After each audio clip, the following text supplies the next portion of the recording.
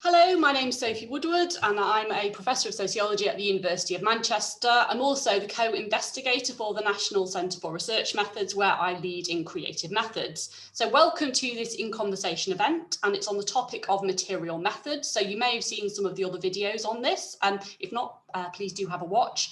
So this is the fourth in this series, and basically what we're looking at is I'm having conversations with a series of different academics who use what I understand to be material methods to give you some introduction or interesting insight into different ways people have used these methods. So I'm really excited today to be in conversation with Ian Cook, and Ian is based at Exeter. So Ian, if you'd like to introduce yourself briefly. Yeah, my name's Ian Cook, otherwise known as Ian Cook et al. On paper, and I'm a professor of cultural geography at the University of Exeter, and I'm the CEO of the spoof shopping website followthethings.com.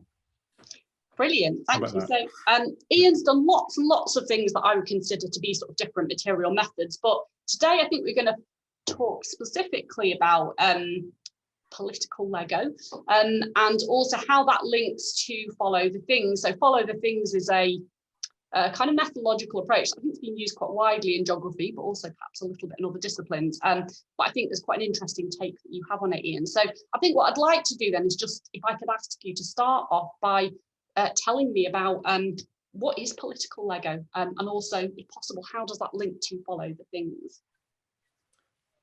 Well, yeah, political Lego. I mean, it's quite hard to define because I didn't read about it and then do it. I started playing with Lego and I started making these sort of scenes from the Follow the Things website. We research filmmaking and art and activism that encourages people to think about who makes their stuff, basically. So there's all kinds of different characters and scenes and iconic kind of thought-provoking scenes, basically, that you see in this kind of work. And what happened is that when I had a group of interns and we started to try and recreate some of these scenes in Lego, just because we were just doing this open-ended kind of play-based Lego lab. For 3 weeks, I was working with some interns and I just said, right, I'll bring my Lego in and we'll just make stuff with Lego. We made a container ship first. That's Follow the Things. It's all about trade. And then we thought, what should we do next? So we started making what we'd been researching. And then as soon as we sort of started to share it with people online, it was like, oh, that's interesting. That's really sick, but also really funny. I'll have a look at that again. What on earth are you doing? So political Lego really is it's using Lego to recreate kind of, for us, controversial scenes in real life, to do with trade injustice, to do with I don't know, the Rana Plaza building collapse, recreated in Lego and then photographed and then put online is a way of drawing attention to something that people might not necessarily look at if it was a photograph. Do you know what I mean? So it's a kind of it's a recreation of controversial incidents and scenes in order to put that online and then create a conversation about it. It's best known, I think, well, so for example, there was a blogger called Lego Festo, I think she's still active, who recreated scenes from the War on Terror in Lego, the Guantanamo Bay series and whatever. And it was like a way, she said, to keep the story alive, because the fact that you'd made something so tasteless out of Lego it drew attention to it. And it's not trivializing it, it's actually kind of respectfully and carefully recreating something in order to generate and maintain conversation about it and draw attention to that topic when the news cycle goes. So that's kind of that's a long answer to your question, but you know, it is that kind of idea that you're doing something with Lego that Lego isn't supposed to be for, in order to engage people and move people in a way, and move audiences to think about what it is that you're interested in, you know, or what it is that you're concerned about, really.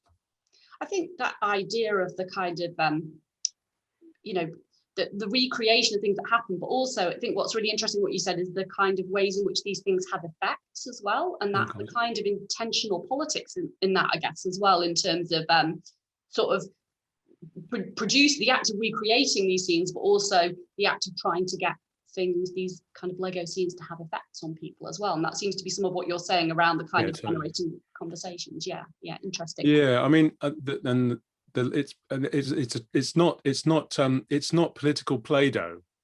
There's not political wood chip or something like that, or political flour. There's something about Lego that already has that affect, those kind of affective relations and memories. It's the most played with toy, I think, or the most successful toy worldwide. So the language of Lego is already out there. People's memories of playing with Lego and making things is already out there. And so the idea is when you see a political Lego scene, you can see how it's made, it's constructed. So that it's something, and then the idea is, I mean, when we get maybe later into the whole kind of theory of the whole thing, is like automatically, in a way, what's already in people's heads is, well, I could make something different with the same bricks. I could make a different kind of society with the same bricks, or I can make, well, I've got all of those bricks, I could make something like that. So it's almost like it's something that affect is a good word, but I think that one of the ways that I read about it, that Lego artists write about this, is you see it with your hands. Do you know what I mean? Yeah. Is that you're all kind of whenever you see it, you're kind of thinking, well, I could make that. I've got those bits, that kind of thing. And I think there's something, there's different ways in which you can engage people through material methods. But I think this idea of seeing something with your hands is what's unique to political Lego, because there's so much Lego literacy out there, and Lego memories and what have you, that you're kind of messing with a little bit, but also going along with. I think, as particularly as myself, I played Lego as a child. I played Lego with my kids. This is just something that I know how to do. It's a kind of form of creativity that I've learned from being a kid. So it's not like I have to learn a new skill. It's just I'm taking something that I already understand, that already have some literacy with, and then or playing with other people, and then just kind of like twisting it a little bit to make these kind of political Lego scenes, to draw attention to these kind of controversies and what have you. Yeah, I realised I should be doing this in conversation at home, because I usually work in my children's bedroom and it's literally a shrine to Lego, so it's more appropriate probably get. So I just ask you a little bit then about the follow the thing method, because you've written elsewhere about the idea about sort of connecting the people who make stuff with the people who consume it. So I wonder if you could talk a little bit more about that in terms of, I know you've done the stuff around Primark as well, for example, haven't you? Yeah, I mean, I just was thinking about, when you do this kind of follow the thing, when you're trying to make these connections between, people who buy stuff and people who make stuff, and there's all these kind of intermediary people working in corporations or managing factories or driving trucks or working along on ships and all this kind of stuff. There's tons of different connections in the chain. But when you do the follow the things, all you end up doing is you're always in the factory, and you're always in the farm, and you're always those are the photographs you see in the newspaper reports, aren't they? I mean, that's all in the films and the documentaries. But it's very unusual to actually see, for example, the CEO of a company just in his office or in her office, just doing making decisions. And so one of the things that I really, really enjoyed about making the Lego to go along with these kinds of these documentary films or whatever, is I just thought, well, everyone is equally Legoable. So I might recreate from a photograph a particular scene from a particular documentary, but why don't I just recreate something that I don't know happened, but I assume it happened. So for example, one of my favorite examples that I just made me laugh so hard, and that's very important with this sort of stuff. It's a certain kind of laughter that means, oh, I shouldn't be laughing, but this is great. So there's this phenomenon known as the Streisand effect, which is one of my favorite, which is when a corporation attacks its critics so publicly over such a long period of time that it draws attention to their critique and makes everyone want to see a film because it's the film they didn't want you to see. So it's called the Streisand effect. So part of the Primark on the Rack series, which is in the paper in Transactions of the Institute, the political Lego paper that I wrote, is this series of the Primark CEO. I mean, I don't know what he looks like, but I decided that this particular Lego minifigure was him, and so there's a moment when he's at home and he's on his laptop and he's reading this. I think he's reading an article by George Monbiot in the Guardian talking about the Streisand effect and how it's really, really stupid for a corporation to actually go after their critics in the courts, because it'll make it viral. It'll make it something that everyone wants to talk about. So And so I wanted to Lego the moment when he learned what the Streisand effect was. And I just figured that everyone is equally visible as you decide, and you know that something like that probably did happen. And because it's obviously, you know, it's made up, it's fake, it's made out of Lego, for goodness sake, you're not faking a photograph or anything like that, you know, clearly it's made up. But the point, I think, is very, very powerful, I think. And I really like the idea that, you know, someone at Primark's probably had a look at these Lego scenes. And I don't know what they would say about them. You know, it's like, did that happen? Did it happen? Doesn't really matter. Like, you need to know about the Streisand effect, for goodness sake. You know, I mean, and the Streisand effect is quite a common thing in the follow the things activism genre. Either it happens by accident, or activists are doing it on purpose. They're deliberately trying to get their activism banned in order that it draws attention to it, so you can say that it's banned. So, you know, I think, yeah, so I just thought that these places of work that everyone does along a supply chain are equally important, but they're not equally visible with photography or the way that you come across things. So that's what I kind of wanted to do, to show these kind of connected lives through the medium of Lego, to visualize them through the medium of Lego. And the other thing that I kind of found myself doing is that you don't have that many expressions that you can draw upon on a Lego minifigure's face. So I ended up taking so there was some of the heads with the expressions that I really liked, then taken from one scene in the Primark office and put somewhere else, like at Rana Plaza. It's the same face with the same kind of emotions, but in different places. So you do have these really kind of interesting, weirdly empathetic connections to do with the emotions that people are. So, for example, when the Rana Plaza happened, Primark ended up being like the poster boy of the poster boy, I think it was described, of the Rana Plaza. It was always the Primark factory collapses, Primark this. And so I made a scene in the office, the headquarters office with the of Primark, with the it was the CEO and his kind of like a marketing team, and they're on their laptops, and they look absolutely horrified, because there's no way that they can argue that this is some rogue journalist who's telling fibs about them, you know, that kind of thing. It's like, this shit has happened, you know. And so how the hell are we gonna deal with this, you know? But I used the same face of horror on, I think it was a firefighter who was crying at the scene of Rana Plaza because you know, somebody they were trying to rescue had died in a fire, you know, that kind of thing. So I'm talking about this very enthusiastically, and I think it's quite funny, but it's also deeply sort of tragic. And I found that playing with Lego this kind of way allowed me and the people I was working with to explore this ridiculous array of emotions and affect or whatever that run through these kinds of really tragic kind of stories in a way that I could never do just by writing about it. I think that's where the affect kind of, you know, and the emotion kind of fits in, really, is that these Lego already has that sort of stuff in it. And then once you start to play around with it and move it around, and you recreate these different scenes of connected lives, then I think you end up having a much better understanding of those connected lives than if you'd just written about them. Because this is a long answer, I'm sorry, but I've just got one more thing to say. Is when you're making a little scene, so it's a little micro scene which you take really close up with your camera upside down, so the lens is on the floor looking up, kind of thing.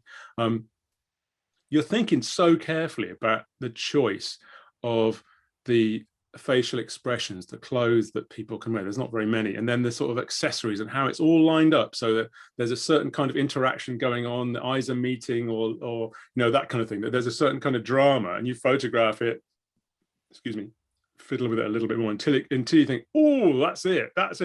And then you've captured that kind of, that moment, that real ouch kind of moment. And so what you're doing is it's a really weirdly empathetic, geographical thing to do, to create one of these scenes and to think about how they connect with others. And it's done with a lot of care and a lot of it isn't fun, you know what I mean? It looks like it's fun, but it's not, because what you're recreating is something that, you know, is oftentimes something really bloody awful, you know. But it's as a way to express that, you know, the complexity of that emotion and those relational connections and all that kind of stuff. I just found it was a way to think it through and maybe to theorize it better and to put it on the page in a way that I couldn't just by writing.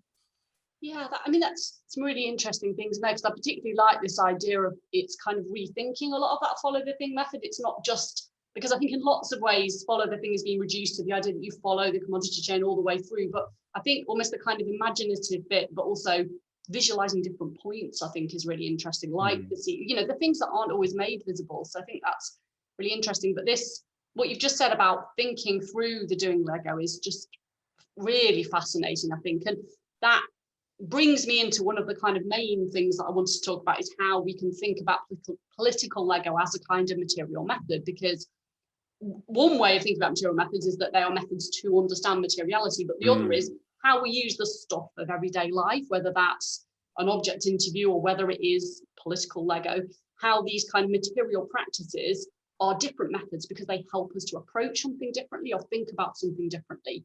And I think you've kind of spoken to that a little bit already, but I wonder if you could talk a little bit about that more, about the kind of materiality of Lego and playing with Lego, and how maybe we could think about this explicitly as a kind of material method in that way.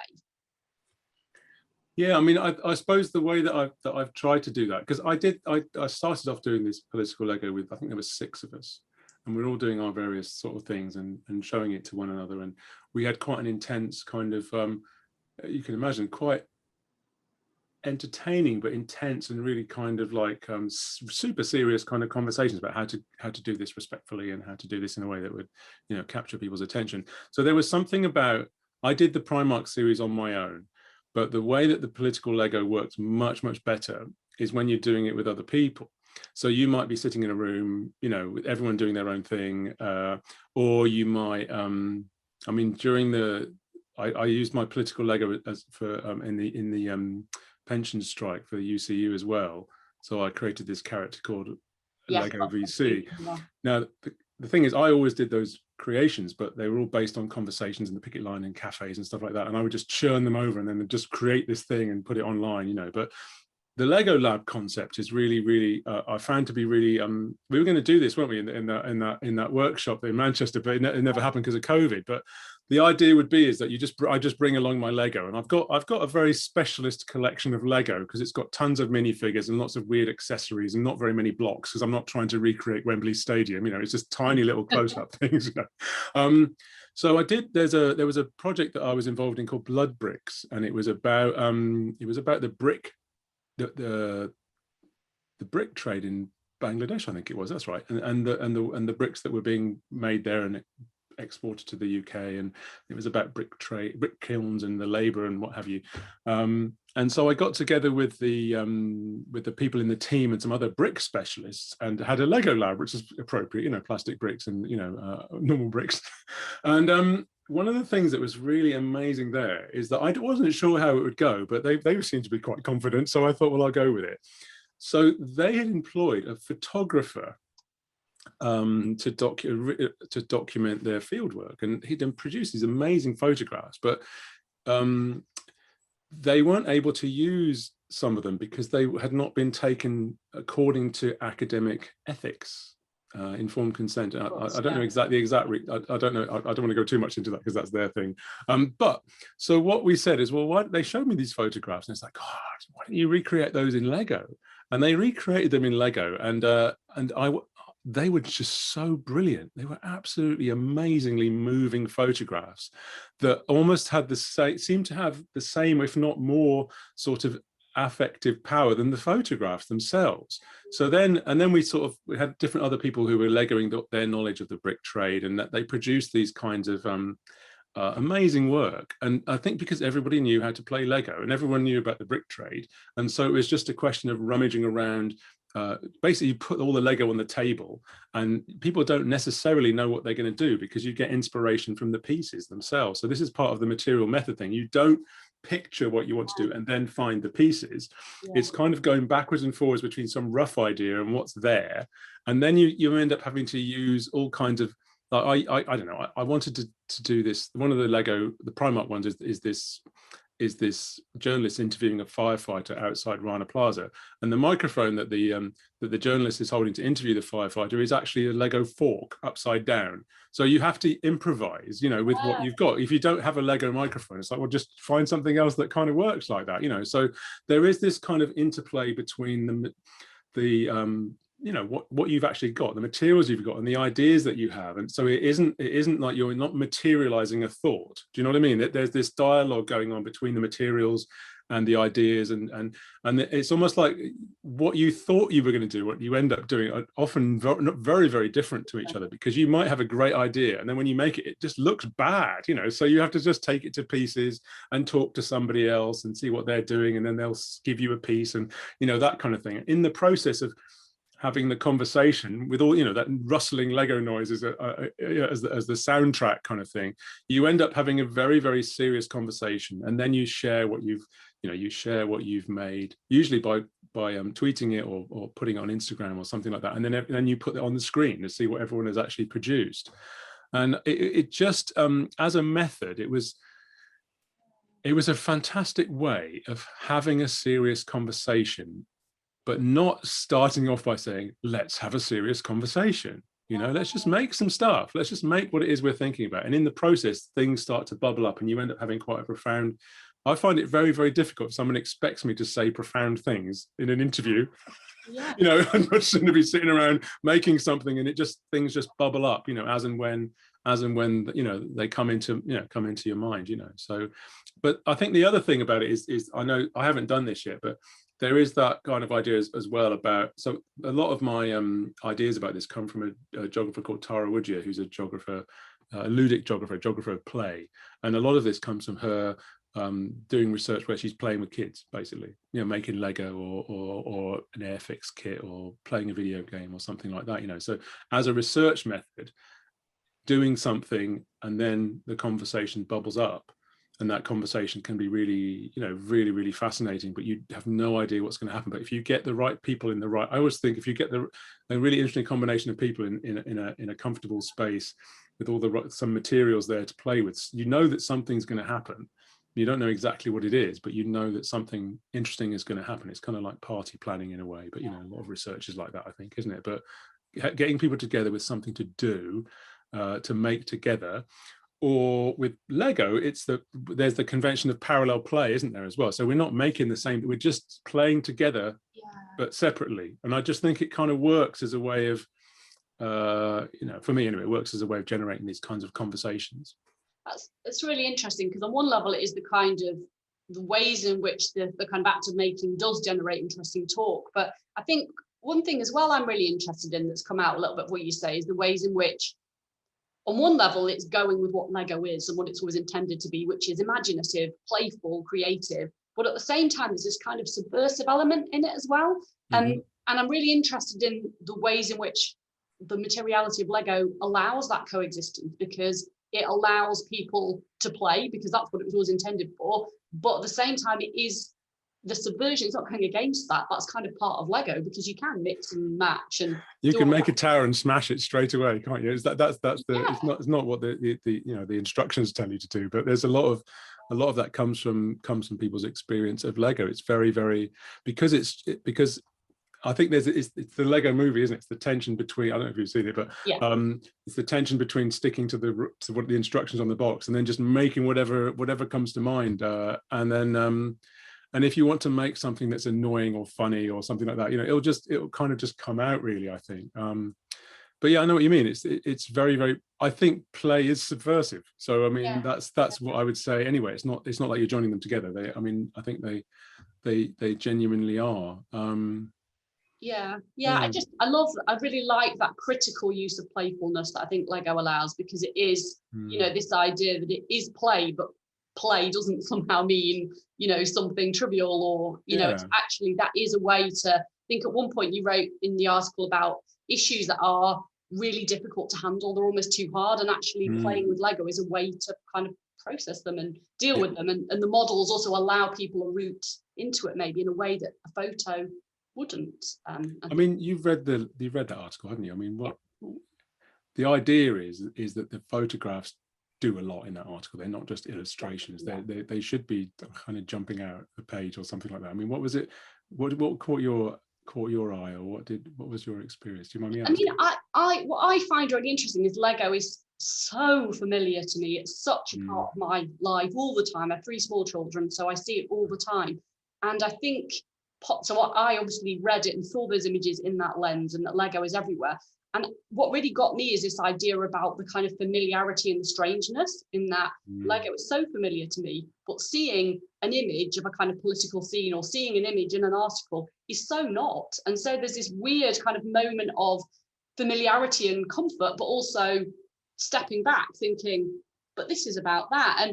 And I found like the image of the Rana Plaza thing, I was really interested in seeing that because it's such an awful thing. And I've seen photos of it and they're awful, but actually seeing the Lego thing and reading that story about how it was made, I think doesn't in any way detract from that, but it actually almost kind of does give this different route in, you know, and I really felt that in the sense in which, because there is that familiarity of Lego, we can feel comfortable with it. You know, I feel comfortable with Lego. And so, but at the same time, I didn't just look at them and think, oh, that's a Lego model, that's a good one. You get this feeling of kind of distance as well. And I think that's something that I felt quite strongly, is that closeness and familiarity, but also the distance, I think. And yeah. That's amazing, isn't it? I mean, I mean, it's amazing that I mean, I think because it isn't trying to be literal at all as well, isn't it? It's not trying to be didactic. Yeah. It's just trying to sort of like create this kind of world that's got all of these kind of this meaning in it. I mean, I think what's really interesting about this kind of thing, which I suppose is like anything that you create, is that you invest your own meanings in it, you know, your own, and then some things that you do understand and some things you don't understand, but somehow, because when you put things together a certain way, it just goes, ooh, you know, it's like that, and you don't always understand why that's the case, because you just keep fiddling until it goes like that. And then when somebody sees it, they've got all the things that they know about, or they feel they understand, or they know about this particularly, and that's in there as well. So there's something about that I really enjoyed the reading for this, because when the follow the thing idea about reading is, you don't read the follow the thing literature and then do follow the thing. You start with the thing, and then whatever, and you know, its journey or whatever it might be, and then whatever sticks to it, you read. So that's your organizing principle, you know, is just the thing is your co-author kind of thing. And I think with this Legoing, it's like we didn't read about Lego and then do it. We did it and then read about it afterwards, and found out that there were lots of things that we were doing that we didn't realize, which is and there was a really kind of I found this great article about I think it was affect and play, and it was the idea that there's this almost like the affect comes first. Like you're following the kind of mood, you're following the bricks, you're following your ideas, and then it just feels right. And then later on, you might, if you're lucky, be able to make sense of what you've done. I think. Do you know what I mean? And I know that's probably quite a common argument, but it really is true. Is there something like it feels like you're tuning in to something, you're tuning into the materials and tuning into all kinds of things, and it all kind of sort of ends up in the work, whether you understand it or not. You know, and I think, I don't know, that's certainly what it felt like to me. So when I read that's an argument, I thought, oh yeah, that's exactly what it's like, you know. Yeah, I mean, I think that for me gets exactly to the heart of material methods, is that, so, you know, so I started doing material methods way back when I did my PhD, but I had no idea that I was doing it. And I started off with wardrobes, and when I was working out what I was going to do, I just started with a wardrobe, and I thought, well, how can I understand clothes? And that was kind of my starting point. And then I went back and read, and I think actually that the sense in which it's not in any sense anti-methodological or anti-theoretical, it's centering the things and thinking about those things. And actually, I think that's what's kind of exciting sometimes about these methods, is that it then opens up different ways of doing stuff, because totally. Things, absolutely. I mean, I just figure, you know, I've read lots of things, it's all in my head. And when I play Lego, it's going to be in there somewhere. But the main problem is working out what on earth it is that's in there. So that particular paper, we've been doing this Legoing for years and years and years, but it took me a heck of a long time to write it, because I didn't understand what I'd done in order to, do you know what I mean? It's like it took quite a long time to be able to think and reflect on it and read and just work it out, just to sort of say what it was we were doing and why it was interesting. You know, what might be interesting to other people, that people might want to have a go. I don't know. And I think that's always it's more that kind of approach to methods. I think, you know, just to echo what you're saying, where you're constantly moving between what you're doing and what you're reading, and then each one kind of shapes the other.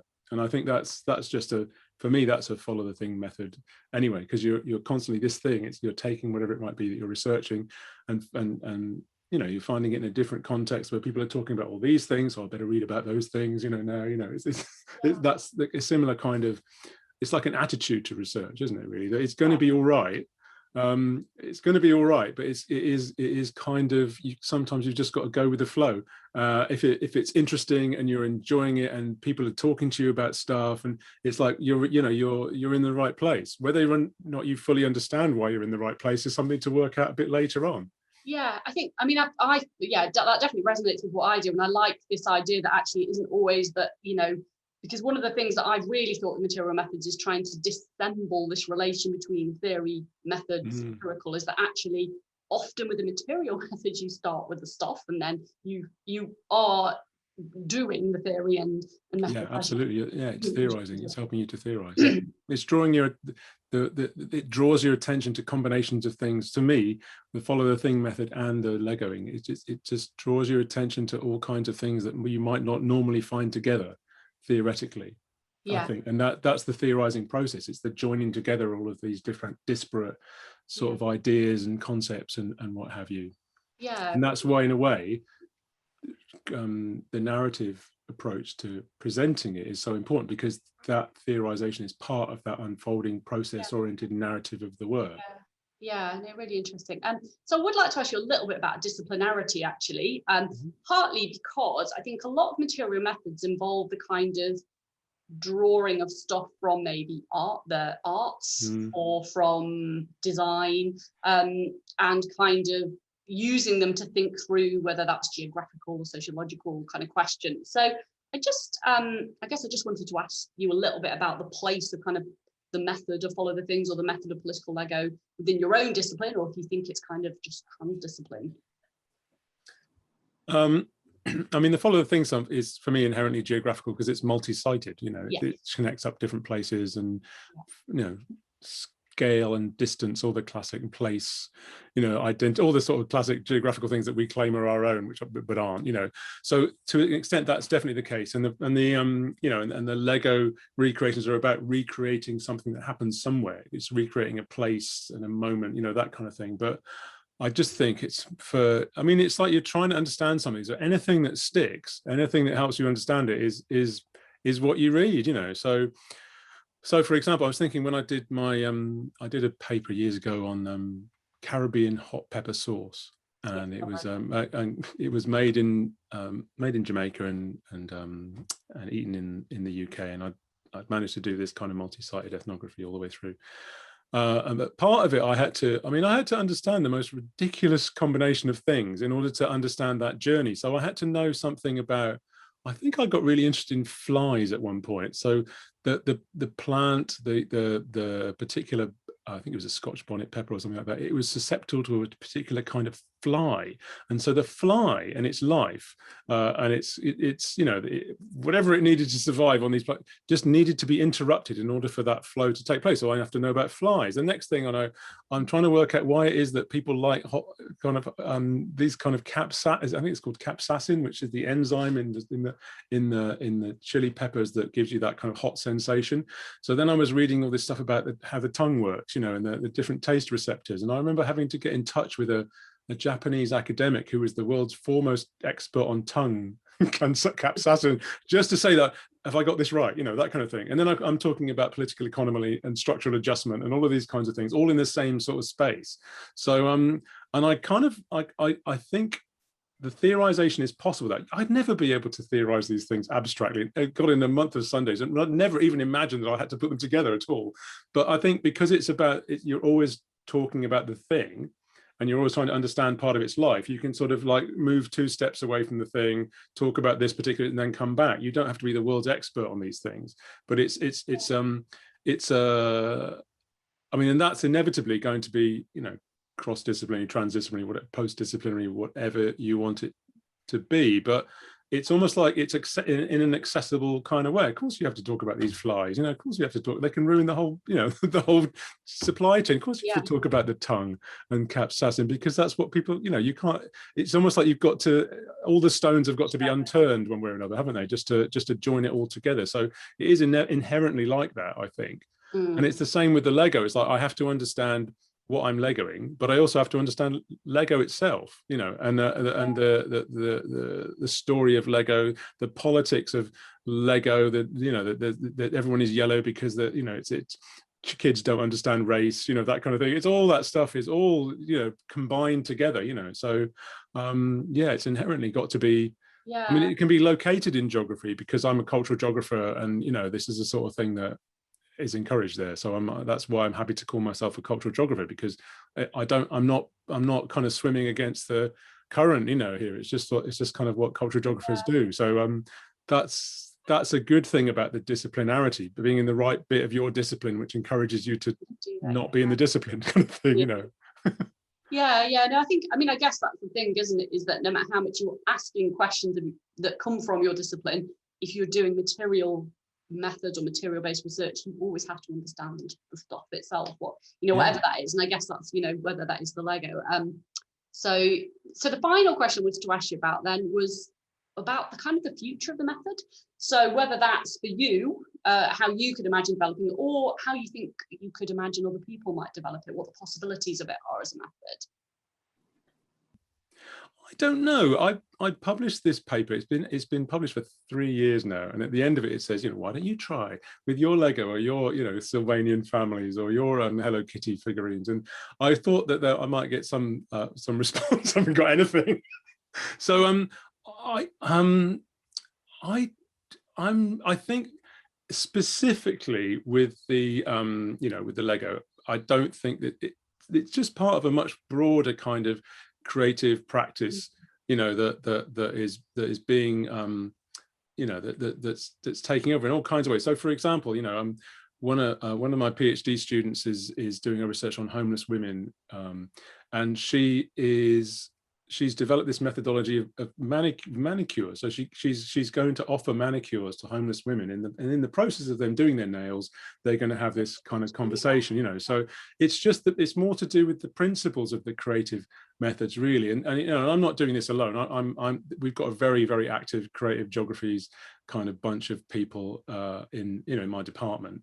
And we're constantly going on retreats, and we've got artists and sculptors and dramaturgs and people who are kind of like hybrid geographers who are coming along. So we're constantly doing this kind of thing. So it's more like a culture of creative practice, I think. So all of the kind of main ideas, the broader ideas about what I've learned about Lego can be applied to all kinds of things. It's just I think it's people finding their own ways in which they can take the broad ideas and put them into practice, really. And I think that's so. In terms of the future of political Lego, I have no idea. It might just be a flash in the pan, but I think that the broader ideas definitely. There's all kinds of fascinating things that are happening, really. And I'm really lucky to be in a department where this is something that we a big bunch of us have been doing for a long, long time as well. So this doesn't come out of nowhere. It's a certain research culture which is which is massively encouraging for experimentation, basically, and making mistakes and being a bit crap, but something will bubble up out of it, and it'll be interesting, I think that's probably is a nice point to end on, because obviously, as I said, I'm kind of thinking a lot more broadly about creative methods, and I think this fits really nicely into lots of other creative methods that people are starting to use and develop and think about research differently. So so thank you very much, and I hope you enjoyed the recording. I have. Thank you.